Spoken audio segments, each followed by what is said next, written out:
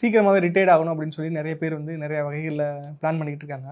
So அதில் வந்து mutual funds, shares, bonds அப்படின்னு சொல்லி பல இதில் பண்ணிக்கிட்டு இருக்காங்க.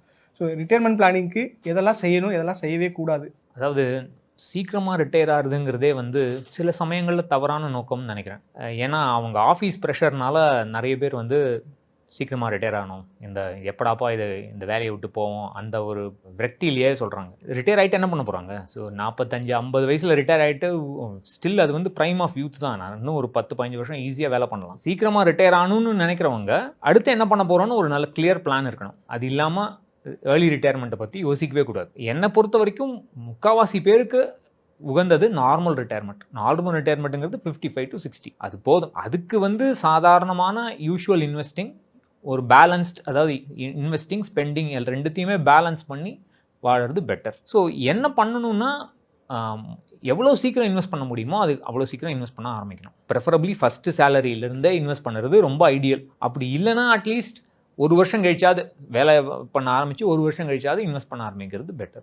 இன்வெஸ்டிங்க்கு வந்து அந்த போர்ட்ஃபோலியோவில் வந்து அட்லீஸ்ட் 50 to 60% ஈக்விட்டி தேவை.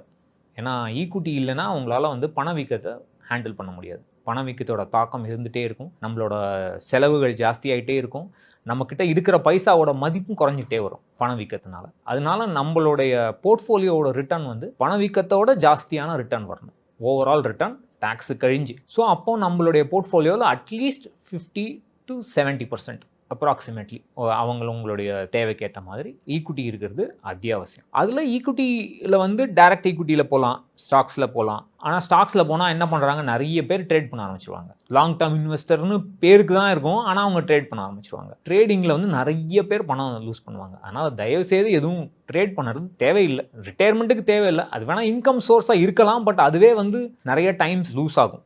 ட்ரேட் பண்ணி நிறைய அதுக்காக ஸ்க்ரீனை பார்த்துட்டே இருக்கணும், ரிசர்ச் பண்ணணும், படிக்கணும். ப்ளஸ் நிறைய பேர் செபியோட ரிப்போர்ட் படி நிறைய பேர் லூஸ் பண்ணி. ஸோ அதனால் தயவுசெய்து ட்ரேடிங் பக்கம் போகணும். எந்த விதமான ட்ரேடிங் பக்கமும் லாங் டேர்ம் இன்வெஸ்டராக தான் இருக்கணும், அதுதான் பெஸ்ட்.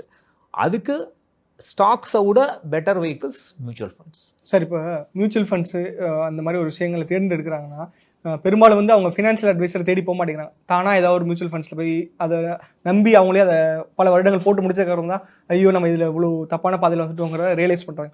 ஸோ அந்த மாதிரி எந்த ஒரு இதுவும் இல்லாமல் கரெக்டாக எதுவுமே தெரியாதவங்களும் இதெல்லாம் நீங்கள் இந்த இதில் பண்ணால் உங்களுக்கு சேஃப் அப்படிங்கிறமான விஷயங்கள் என்ன சார்? அது எல்லாருமே பெஸ்ட் ஈக்விட்டி இன்வெஸ்ட்மெண்ட் வந்து இண்டெக்ஸ் ஃபண்ட் தான். ஒரு நிஃப்டி 50 இல்லை சென்செக்ஸ் இண்டெக்ஸ் மியூச்சுவல் ஃபண்ட் போட்டால் நிம்மதியாக இருக்கலாம்.